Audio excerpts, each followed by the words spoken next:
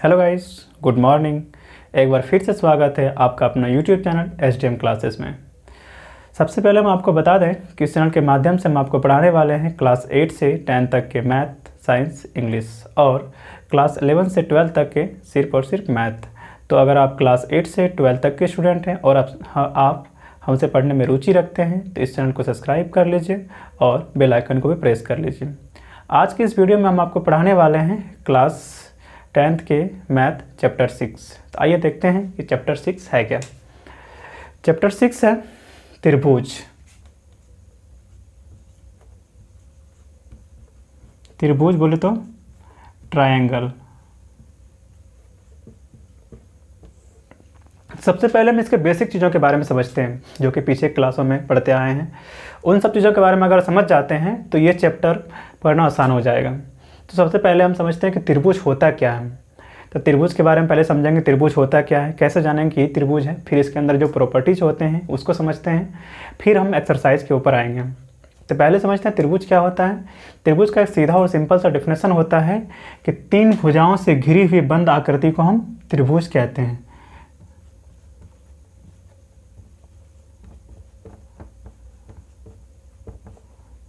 तीन भुजाओं से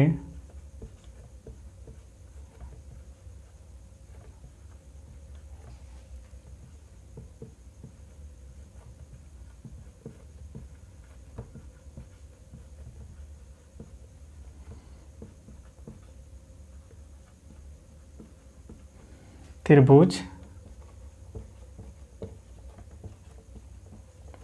कहने का मतलब है कहीं भी आपको कोई बंद आकृति दिख जाए और उसमें तीन भुजाएं हो तो वो क्या कहलाएंगे, त्रिभुज कहलाएंगे। मतलब कुछ इस प्रकार, ये एक बंद आकृति है, इसमें भुजाएं कितनी है, 1 2 3। इसमें तीन भुजाएं हैं, ऊपर से बंद है, तो इसका मतलब ये त्रिभुज है। त्रिभुज का आकृति आप कुछ और भी बना सकते हैं, ऐसा नहीं कैसा बना के दिखाएं यही त्रिभुज है। आप चाहें तो ऐसे भी बना सकते हैं, ये भी एक त्रिभुज है। आप चाहें तो ऐसे भी बना सकते हैं, ये भी एक त्रिभुज है, ये भी त्रिभुज है। जितने सारे आप आकृति देख रहे हैं सब में एक ही चीज़ कॉमन है कि सब में क्या है, तीन भुजाएं हैं और सारी आकृति क्या है, बंद है। अगर कोई आकृति खुली है तो वो आकृति त्रिभुज नहीं कहलाएंगे। मान लीजिए कुछ इस प्रकार की आकृति है, अगर ये यहाँ से ये खुली है, अगर ये भुजा यहाँ तक नहीं मिल पा रही है तो ये त्रिभुज नहीं कहलाएंगे। ये थे त्रिभुज के कुछ आकृति और त्रिभुज के बारे में। अब जानते हैं कि त्रिभुज के अंदर क्या क्या प्रॉपर्टीज होते हैं, उसके बारे में समझते हैं।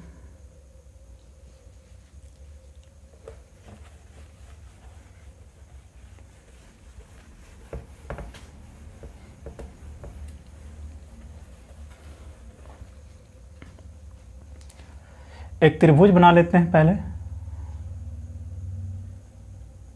उसका नाम रख लेते हैं ABC। अभी आपको डेफिनेशन के माध्यम से समझाए हैं कि कोई भी फिगर हो, अगर वो बंद और उसमें तीन भुजाएं हो तो वो क्या कहलाते हैं, त्रिभुज कहलाते हैं। इसका मतलब है कि कोई भी त्रिभुज में कितनी भुजाएं होती हैं, तीन भुजाएं। इसका पहला पॉइंट क्या होगा कि त्रिभुज में तीन भुजाएं होती है, कंपलसरी है। तो कौन कौन भुजाएं तीन होती हैं, AB, BC और CE, ये तीन भुजाएं हैं। तो हम लिख सकते हैं AB, BC और CA। तीन भुजाएं के साथ साथ त्रिभुज में तीन कोण भी होते हैं, कोण A, कोण B और कोण C। तो हम लिख सकते हैं कि त्रिभुज में तीन कोण भी होते हैं, कोण A, कोण B और कोण C। तीन कोण के साथ तीन शीर्ष बिंदु भी होते हैं। शीर्ष बिंदु किसे कहते हैं कि ऐसे बिंदु जहाँ पे दो भुजाएं आकर मिलती हो, उस बिंदु को क्या कहेंगे, शीर्ष बिंदु कहेंगे। कि यहाँ एक शीर्ष बिंदु है, दूसरा शीर्ष बिंदु यहाँ और तीसरा यहाँ है, यानी कि लिख सकते हैं A, B और C, ये तीनों क्या हैं, इनके शीर्ष बिंदु हैं। अगला पॉइंट समझते हैं।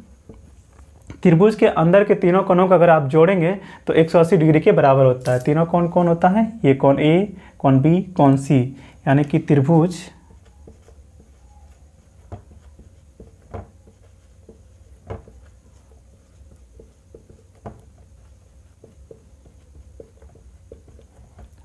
कोणों का योग 180 डिग्री होता है। यानी कहने का मतलब है कोण ए जोड़ कोण बी जोड़ कोण सी बराबर कितना होगा, 180 डिग्री होगा। इसका अगला पॉइंट समझते हैं कि कोई भी त्रिभुज हो, किसी त्रिभुज की तो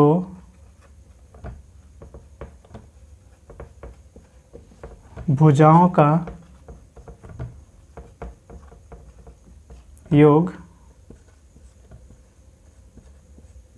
तीसरी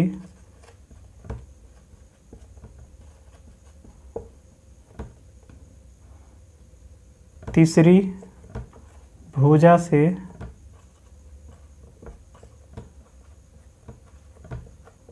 बड़ा होता है। इसे कहने का मतलब है कि कोई त्रिभुज है, अगर उसके दो भुजा का योग करते हैं तो तीसरी भुजा से क्या होगा, उसका योगफल बड़ा होगा। मान लीजिए कोई त्रिभुज है,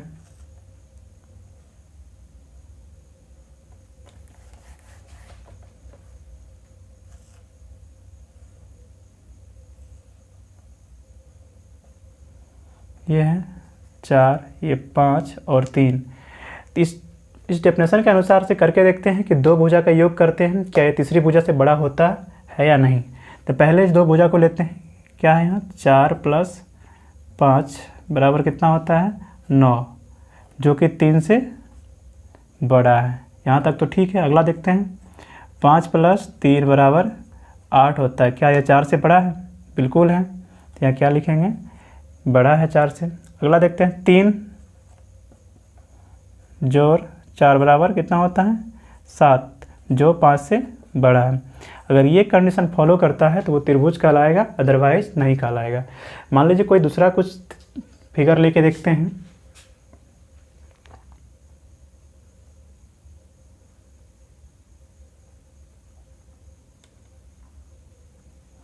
इसका मान लीजिए वैल्यू 5 है, इसका 2, इसका 5, इसका 1। इसको करके देखते हैं।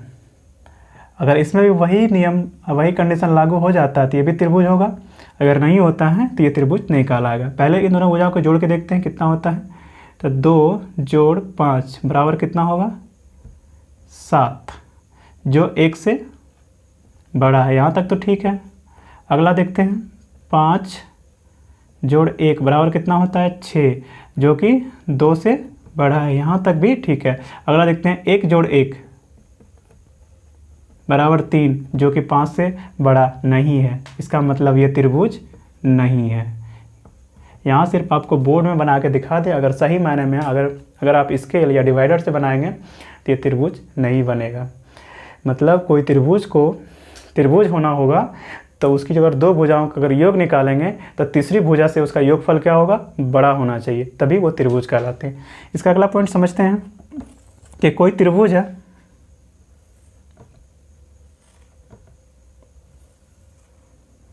मान लीजिए ये कोई त्रिभुज है, इसका एक कोण 120 डिग्री है। ये सिर्फ आपका वैल्यू जो ले रहे हैं समझाने के लिए ले रहे हैं।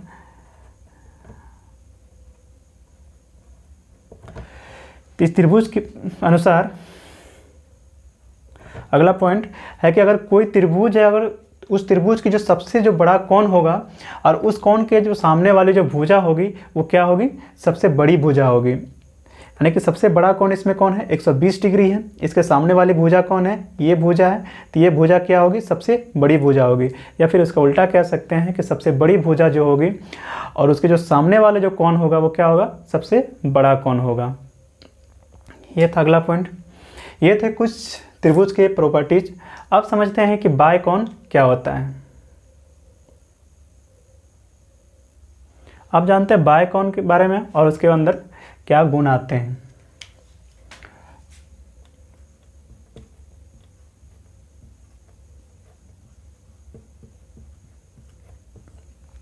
बाय कोण, मान ली सपोज कि ये एक त्रिभुज है,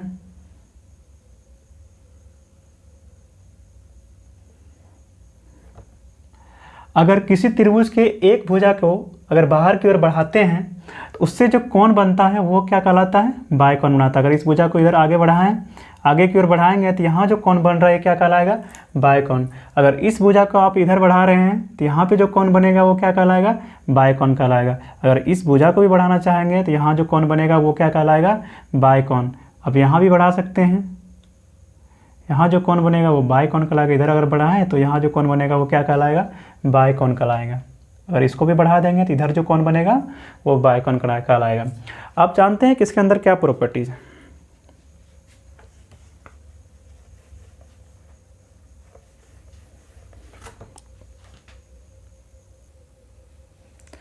इसका प्रॉपर्टीज है कि यदि किसी त्रिभुज के एक भुजा बढ़ाई जाए तो बहिष्कोण सामने के दो अंतःकोणों के योग के बराबर होता है। नहीं समझ में आया? अभी आपको समझ में आएगा कि ये सपोज ये की त्रिभुज है, इसके एक भुजा को आगे की ओर बढ़ाते हैं तो बाहर में ये बहिष्कोण बनता है।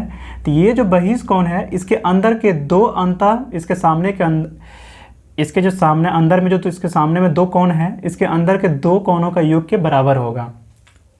ये बहिष्कोण है, इसका नाम सबका रख लेते हैं। ये 1 है, ये 2 और ये 3 और ये 4 है। तो ये बहिष्कोण जो बाहर वाला जो कोण है ये अंदर में जो इसके जो सामने में दो कोण होगा उसके अगर योग के ये क्या होगा, बराबर होगा। मैं कहने का मतलब है कि कोण 4 है जो है वो क्या होगा, इसके सामने में कौन कौन है, कोण 1 है और कोण 2 है। अगर ये दोनों कोण का योग हम करेंगे तो उसके बराबर होगा। ये है बहिष्कोण के बारे में। अब जानते हैं कि त्रिभुज कितने तरह के होते हैं।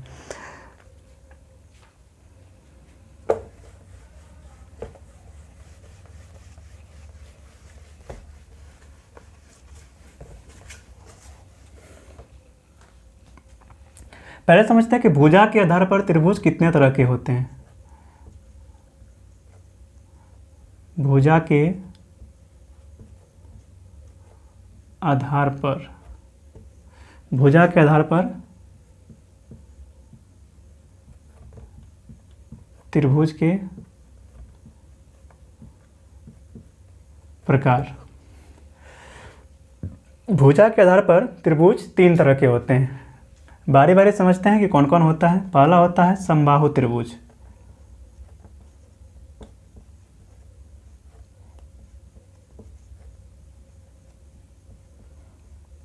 समबाहु त्रिभुज में क्या होता है, इसमें तीनों जो भुजाएं होती है वो क्या होते हैं, इक्वल होते हैं, बराबर होते हैं।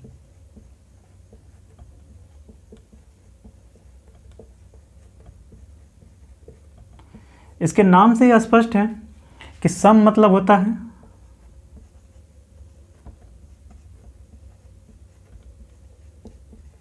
समान और बाहु मतलब होता है भुजा।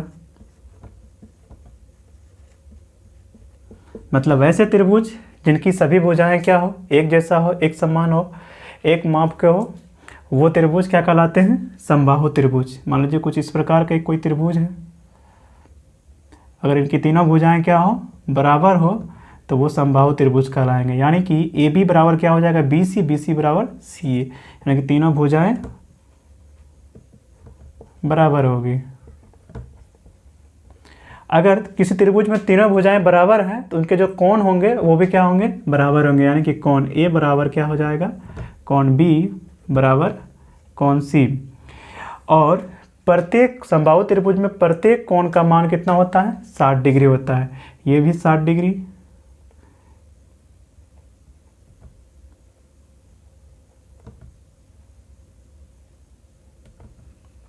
प्रत्येक कोण कितना होता है, 60 डिग्री का होता है। तो समबाहु त्रिभुज समझ में आ गया कि कोई भी ऐसा त्रिभुज जिसमें सभी भुजाएं क्या होती हैं, बराबर होती है। अब भुजा के साथ साथ कोण भी क्या होते हैं, बराबर होते हैं। अगला समझते हैं समद्विबाहु त्रिभुज।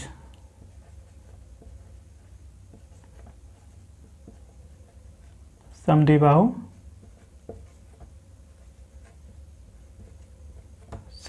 त्रिभुज, इसमें क्या होता है कि दो जो भुजा होती है वो बराबर होती है।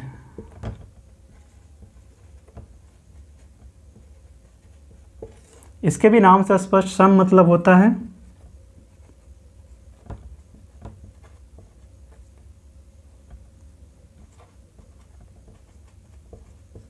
समान, और द्वि मतलब तो पता ही है,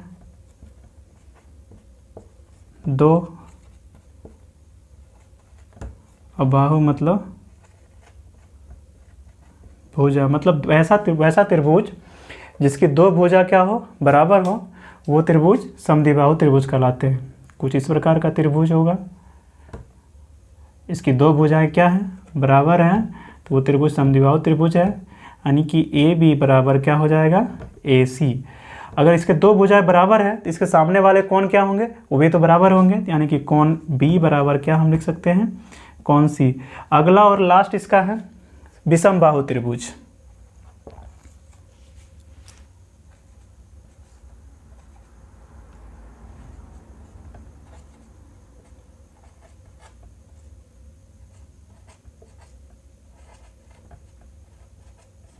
विषमबाहु त्रिभुज में होता क्या है कि इसमें कोई भी भुजा हो अब बराबर नहीं होता, सब अलग अलग होता है।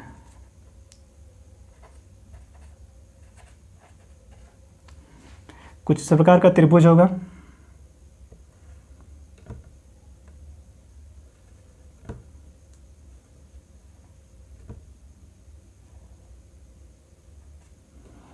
ना तो ये भुजा इस भुजा के बराबर होंगे, ना ये, तीनों भुजाएं क्या होगी, अलग अलग होगी। तो वैसे त्रिभुज क्या कहलाएंगे, विषमबाहु त्रिभुज कहलाएंगे। अब समझते हैं कोण के आधार पर त्रिभुज कितने तरह के होते हैं।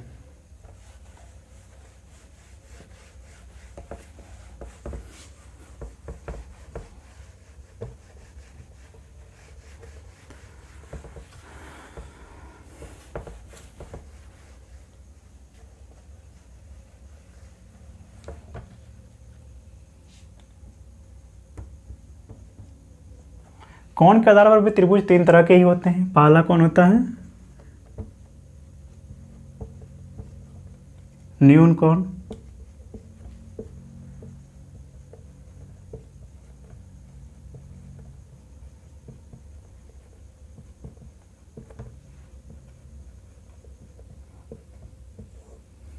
इसमें क्या होता है कि इसमें जितने सारे कोण होंगे वो क्या होंगे, 90 डिग्री से कम होगा।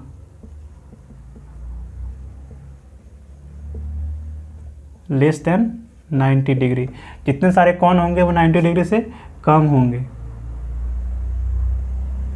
ये कोई ट्रायंगल है, सभी कोण इसका क्या होगा, 90 डिग्री से कम होगा।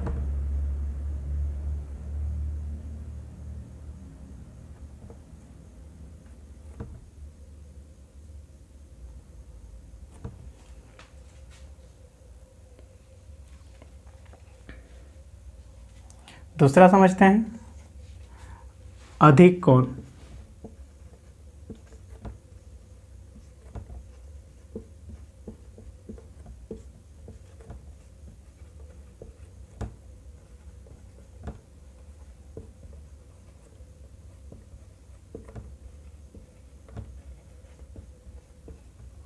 इसमें क्या होगा कि एक कोण जो होगा वो 90 डिग्री से अधिक होगा।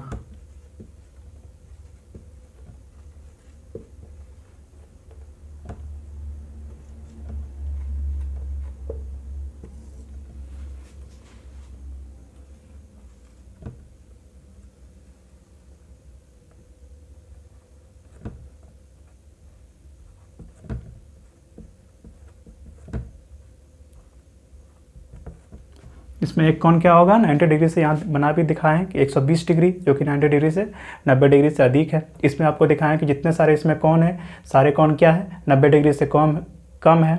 इसमें एक कोण 90 डिग्री से अधिक है। अगला जो है समकोण त्रिभुज है, जिससे आप लोग भली भांति परिचित हैं, पहले भी और आज भी और आगे भी परिचित होंगे, क्योंकि ये आपको हर जगह मिलने वाला है। आप इससे और भी परिचित होंगे। अगला है समकोण।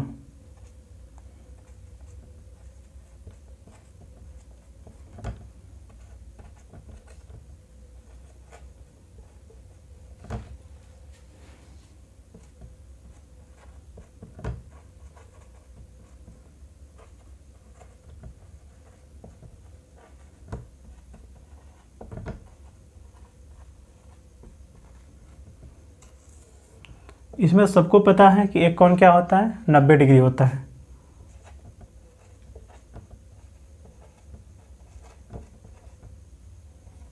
90 डिग्री के जो बराबर एक कोण होगा वही क्या होंगे, समकोण होंगे। इसका आकृति कुछ इस प्रकार के होगा।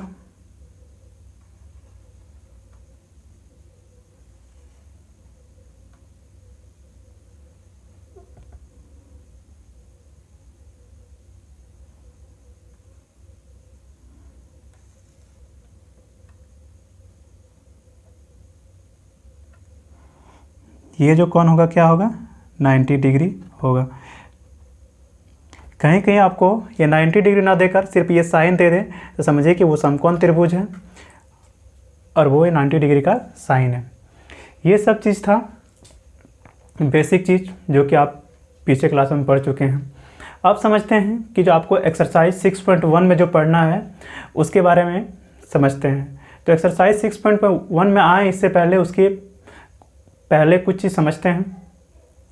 एक्सरसाइज 6.1 बनाने के लिए आपको दो चीज़ों के बारे में जानना जरूरी है। पहला है समरूप आकृति, दूसरा है सर्वांगसम आकृति। अगर ये दो चीज़ों के बारे में समझ जाते हैं तो आपका एक्सरसाइज 6.1 समझिए बन गया। तो आइए समझते हैं बारी बारी से समरूप आकृति क्या होता है और सर्वांगसम आकृति क्या होता है।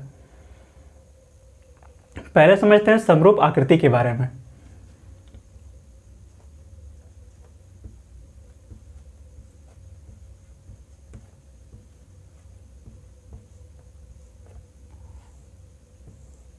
समरूप आकृति वैसे आकृति कहते हैं, वैसे दो आकृति कहेंगे जिसके क्या होंगे, शेप क्या होगा, एक समान होगा, एक जैसा होगा। उसका अगर कोई आकृति है उसका जो बनावट होगा, उसका आकार जो होगा एक जैसा होगा, एक शेप के होंगे। भले उसके साइज में डिफरेंट आ सकता है, अलग अलग साइज हो सकता है, कोई छोटा हो सकता है, कोई बड़ा हो सकता है, चलेगा, लेकिन उसका जो शेप होगा एक जैसा होगा, यानी कि डिफरेंट साइज हो सकता है। आपको एक छोटा सा एग्जांपल समझाते हैं कि मान लीजिए अभी आप छोटे हैं, कल आप बड़े हो जाते हैं। अगर आपकी शादी हो जाती है और आपका बच्चा होता है, बेटा होता है, और वो भी बड़े हो जाते हैं, तो किसी दिन आप अपने बेटा के साथ मार्केट जा रहे होते हैं, तो आपको रास्ते में कोई कहीं मिल जाए और वो कहे कि भाई तेरा बेटा बिल्कुल तेरे जैसा दिखता है, बिल्कुल डिट्टो तुम्हारा ही, जीरोक्स कॉपी है, फ़ोटो कॉपी है, बिल्कुल आप एक शक्ल के हैं, आप जैसे आपका शक्ल है, आपका बनावट है, आपका शेप है, वैसा बिल्कुल आपका बेटा का है। तो उस स्थिति में आपका बेटा क्या कहलाएंगे, आपका समरूप कहलाएंगे। भले वो साइज में क्या है, आपसे छोटे हैं, आप साइज में उनसे बड़े हैं, लेकिन उसका जो शेप है, उसका बनावट है, उसका शक्ल है, उसका सूरत है, वो क्या है, बिल्कुल आपके जैसे हैं। ये नियम तब तक काम कर सकता है, तब तक लागू होगा जब तक कि जिस रूप में आप, जैसे शेप में आप हैं, उस शेप में आपका बेटा है तब। अगर मान लीजिए कि आप पतले हैं, आप लंबे हैं और आपका बेटा का बनावट अभी से लग रहा है कि नहीं नाटा है और मोटा है, तो फिर आपका समरूप नहीं कहलाएगा। मेरा कहने का मतलब है किसी आकृति को, किसी फिगर को अगर घटा या बढ़ा रहे हैं, छोटा या बड़ा कर रहे हैं, तो एक समान रेशियो में करेंगे। ऐसा नहीं कि किसी को ज़बरदस्ती खींच के लंबा कर दिए या फिर किसी को चिपका पूरा ज़बरदस्ती दबा के छोटा कर दिए, तो वो फिर आपका समरूप आकृति नहीं कहलाएंगे। समरूप आकृति होने के लिए अगर किसी को बढ़ा या घटा रहे हैं तो सेम रेशियो में घटाएंगे, बढ़ाएंगे।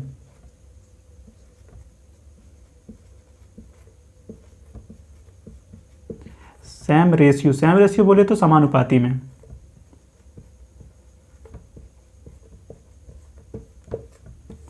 तो समरूप होने के लिए आपको क्या होना चाहिए कि शेप क्या उसका होना चाहिए, उसका बनावट जो, उसका आकार जो होना चाहिए एक समान होना चाहिए। भले साइज उसका बड़ा छोटा हो सकता, अगर साइज को बढ़ा या घटा रहे हैं तो वो क्या होना चाहिए, एक समान रेशियो में घटाएंगे। उसके कुछ आकृति समझते हैं। मान लीजिए ये कोई त्रिभुज है,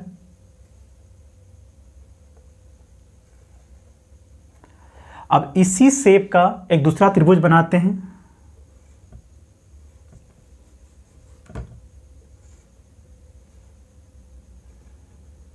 इसी शेप का दूसरा त्रिभुज बनाएं। ये भले क्या है, साइज में डिफरेंट है, ये बड़ा है ये छोटा है, लेकिन कि दोनों का शेप क्या है, एक जैसा है। इसका मतलब है कि ये दोनों त्रिभुज क्या है, समरूप है। दूसरा कोई आकृति लेके देखते हैं। मान लीजिए कोई ये क्या है, आयत बना के देखते हैं। ये आयत है, बड़ा थोड़ा है, इससे छोटा कोई आयत बना के देखते हैं।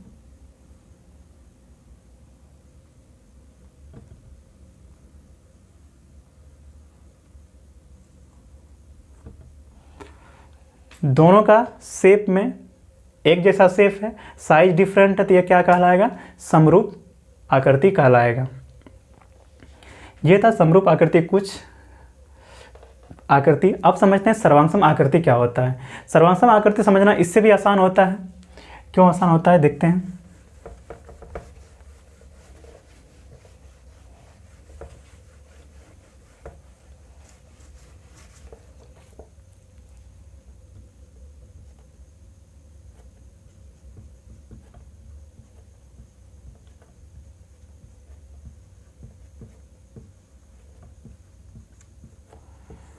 सर्वांगसम आकृति में होता क्या है, समरूप में आपको बताएं कि उसका शेप, उसमें 3 कंडीशन है। पहला शेप क्या होना चाहिए, समान होना चाहिए। दूसरा साइज भले बड़ा छोटा हो सकता, अलग हो सकता, लेकिन अगर घटा बढ़ा रहे हैं तो एक समान रेशियो में घटाएंगे बढ़ाएंगे।